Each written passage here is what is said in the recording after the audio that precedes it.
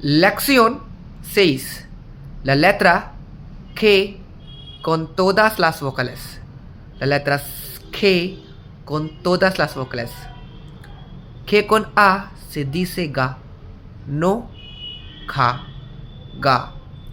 K con E se dice que, no ge, que. K con I se dice ki, no gi, ki. K con O se dice gu, no ku. K con U se dice gu, no ku. Ga, ke, ki, gu, gu. Ga, ke, ki, gu, gu.